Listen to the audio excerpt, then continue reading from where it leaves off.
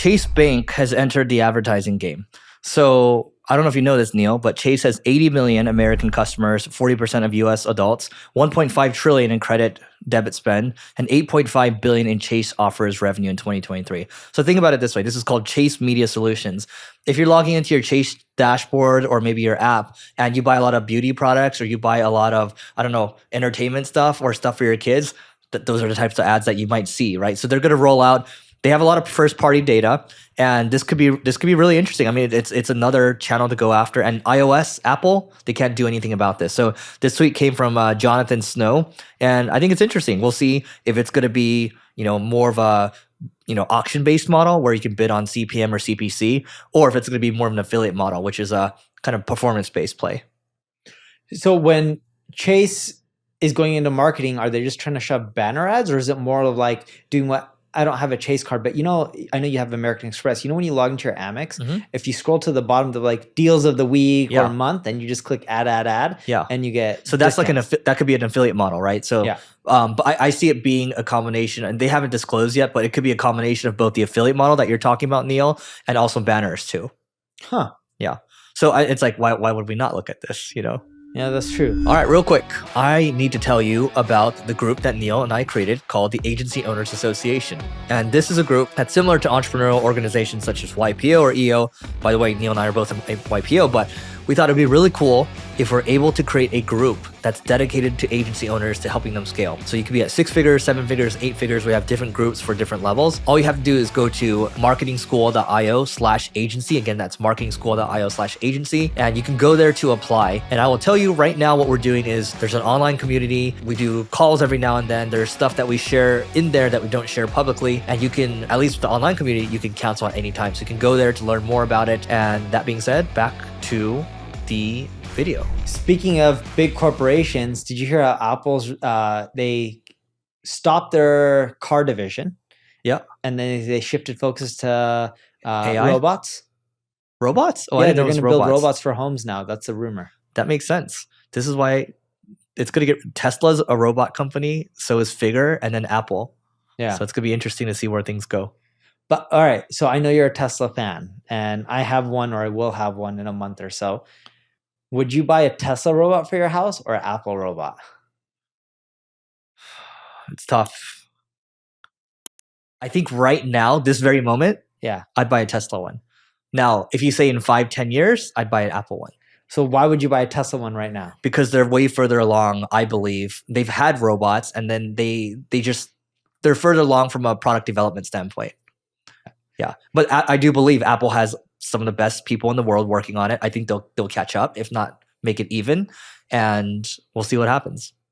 So for me, I would buy an Apple robot. I do think they're going to be later. Hey, what happened to your game. Vision Pro? The Vision Pro I gave back. It was no good. You gave back or you returned it? Returned it back. I didn't give it back. I returned it. I got my money back. Yeah. The problem with the Vision Pro is I think it's amazing technology, amazing device. It's too heavy. It gives me headaches.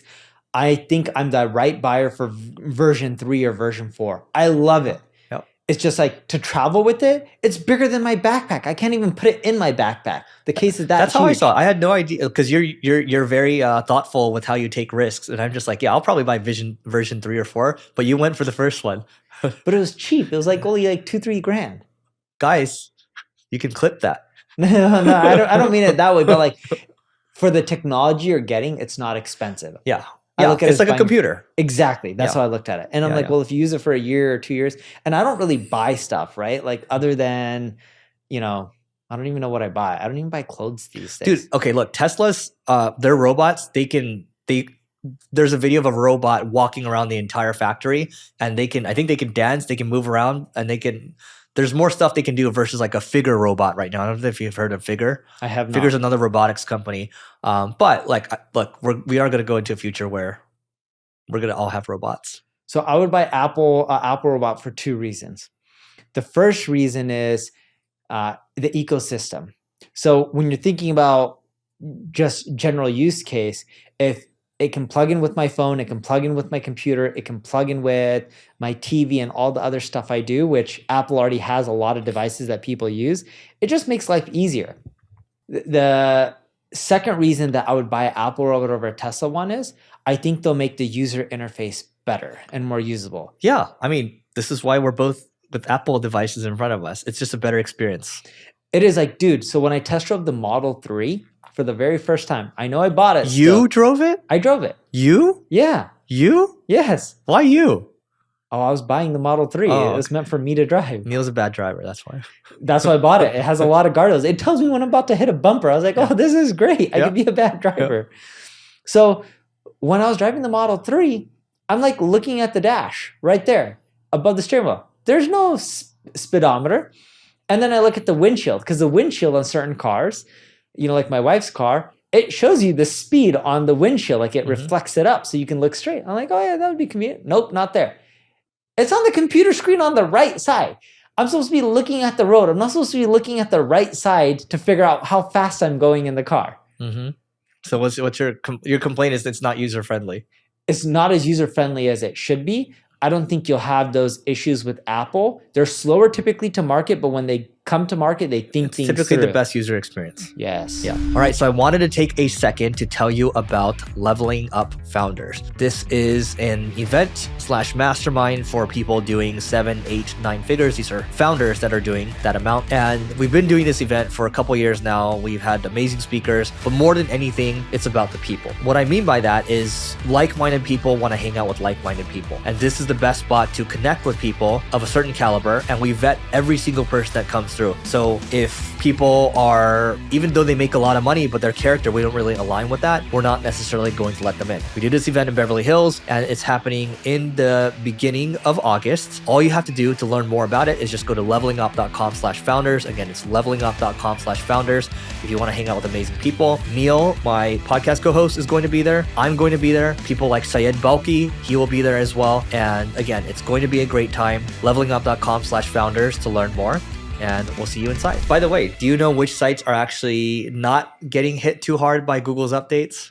I'm going to go with Quora and Reddit because we talked about this earlier. Yeah, Quora and Reddit are fine, but those are more UGC websites. So yeah, that's actually a fair categorization. But Lily Ray tweeted this. So she said, looking at niche travel sites, I think it's fair to say that the recent updates have been brutal for many of these sites. But there are some interesting examples of small travel blogs that didn't get hit by the helpful content update. And so here's what these sites seem to be doing. So these are the trends that we can explore here. They've been travel blogging for a really long time. 2, they seem to be doing an exceptional job writing first-hand experiences. So double EAT, experiences in one of those. It's experience, expertise, not experience. Experience, expertise, authority, and trust. I feel like experience and expertise are like the same thing, but okay. No. So here's a great example for this. I hope no one has cancer, but let's say someone has cancer and they're breaking down their experience going through chemo. That's you breaking down experience. Yeah. Expertise is oncologist. Yes, talking about how chemo and how it's working. Yeah, no, that makes sense. Good. Thanks for calling that out. Okay, so they're sharing first-hand experiences and only sharing highly opinionated pieces about places they have been with original photography. There's no mystery about who these bloggers are. They are well known in the space and have a big following. These sites appear to be much less SEO forward, which is like hyper optimized for SEO, and use less overly optimized titles, headlines, etc., than some of the travel blogs that were hit. So what does this all say?